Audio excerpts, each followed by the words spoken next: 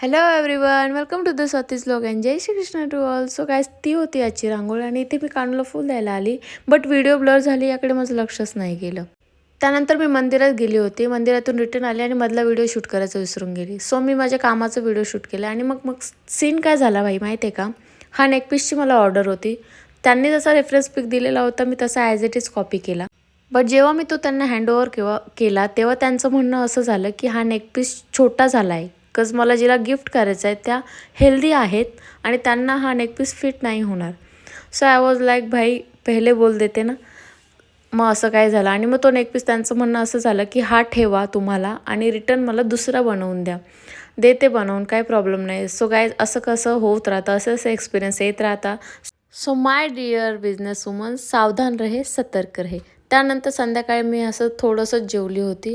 एवढं मोठं ताट घेतलं आणि वाटीतच जेवली. आणि इकडे बघा, हे यांना जेव्हा दुकानावर कोणी येत नाही ना तेव्हा यांना एकच काम असतं, मोबाईल बघायचं. यांचं लक्षच नव्हतं की मी तिथे आली.